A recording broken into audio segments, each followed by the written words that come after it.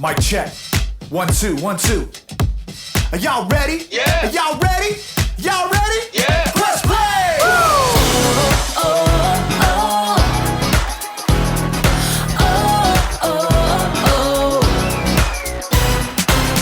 Jesus, we know we belong here because of your love for us that goes on and on forever. Jesus, we know you are with us wherever we go.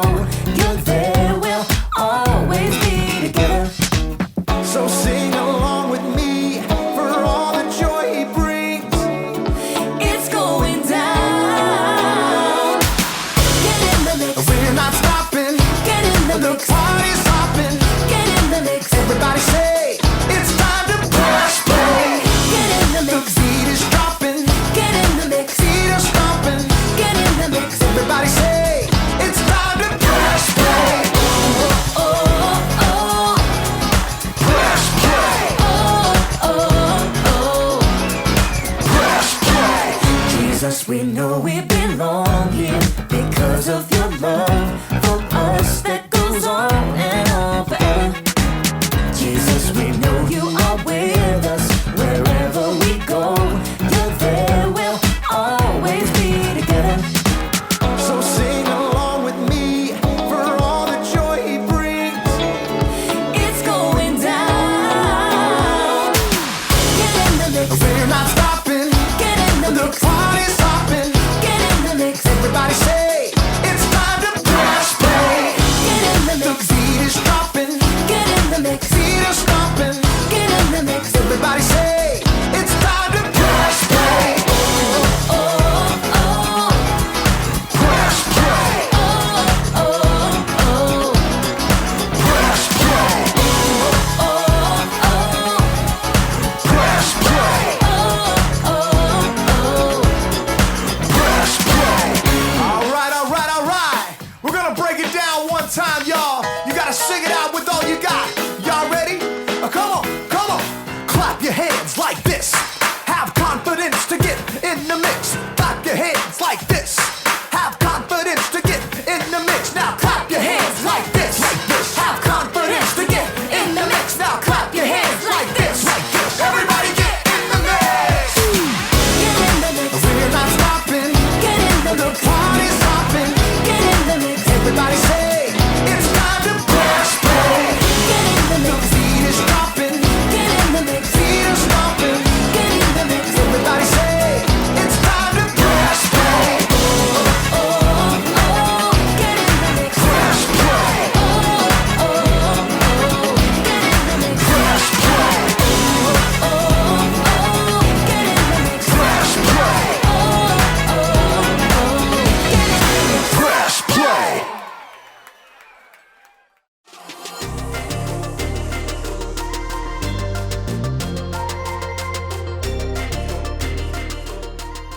Hey everyone, I'm Graham, and I'm here to give you a little bit of confidence. Confidence is learning to see yourself the way God sees you. When you're confident, you don't just sit around waiting for something to happen. No, when there's a game to be played, you get off the bench and play. When there's a challenge to be met, you face it head on. When there's music to be played, you get in the mix, grab an instrument, and make some noise.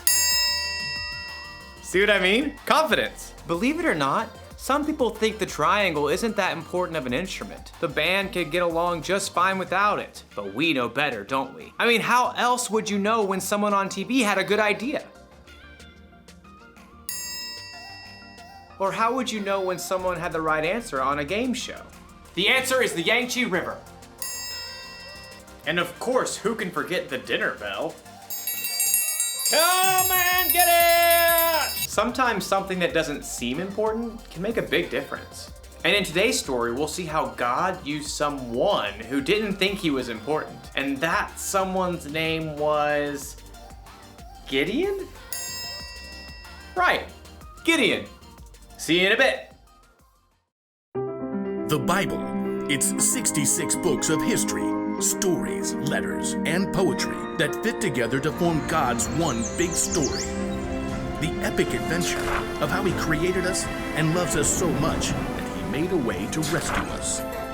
As we travel through the Bible, From Genesis to Revelation, we discover people who met God and found their lives changed forever.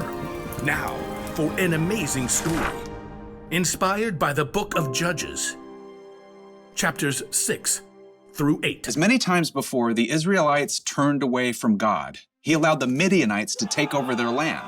God's people hid out in caves. When they tried to grow plants or tend to livestock, the Midianites would show up and destroy their crops and animals. At last, the Israelites cried out to God for help. He heard them and sent the angel of the Lord to a man named Gideon, who was threshing grain in a winepress.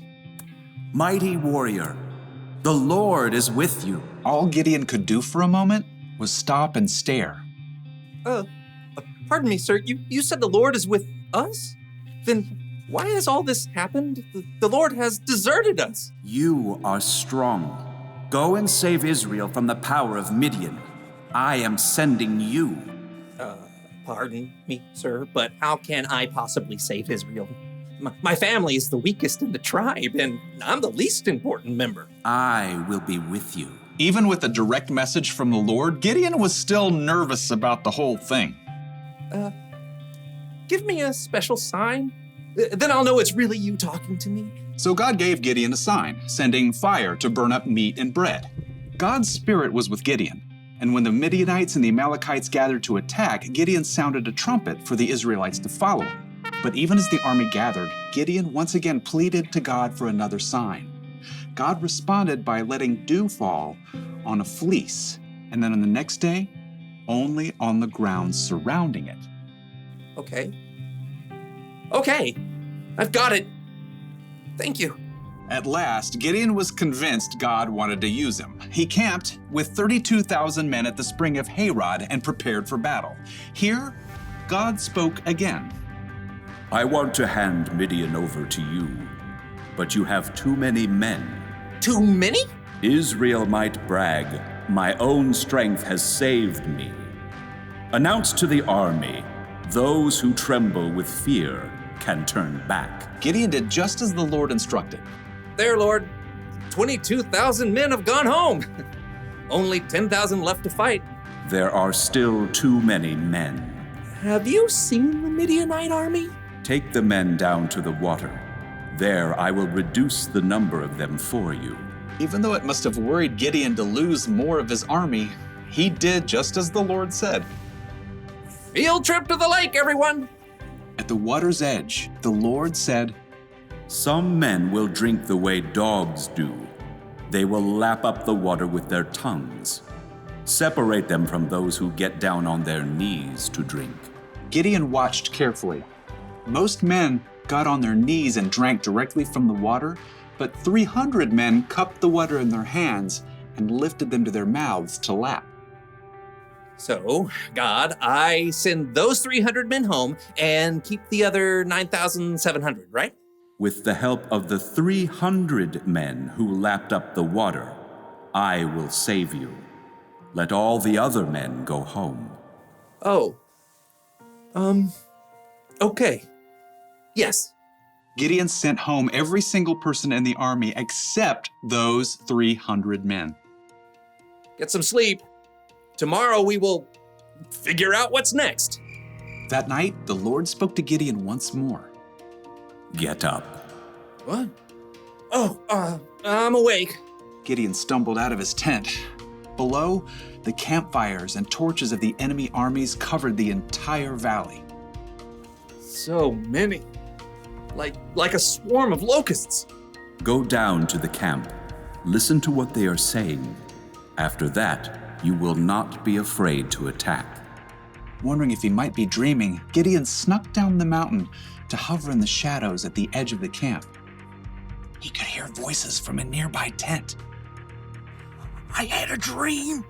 A round loaf of barley bread came rolling into the camp. It hit the tent with great force and knocked it flat. Wow, but that can only be the sword of Gideon from Israel. God has given him the whole camp. Gideon listened in shock. Wow, God. Thank you. At once, Gideon scrambled back up the hill to the Israelite camp. Get up! Get up!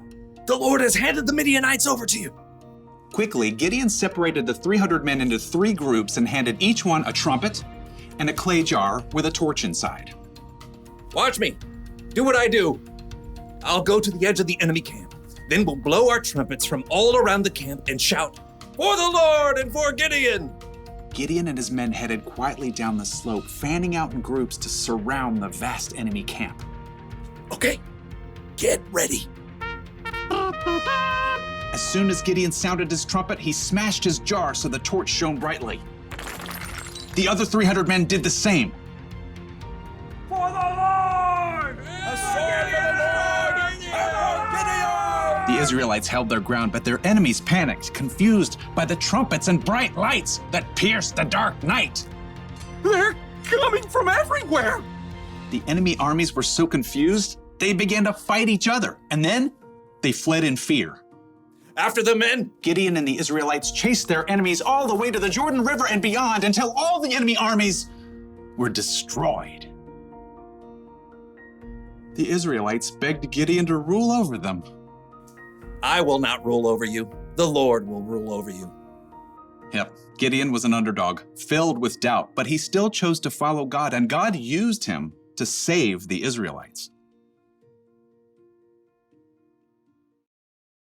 According to Gideon, he was the least important family member and the weakest family of his tribe. He certainly didn't think God would use him to lead an army to victory over their enemies, but sometimes God uses people who don't seem important to make a big difference. You see this all through the Bible. Think of Jesus.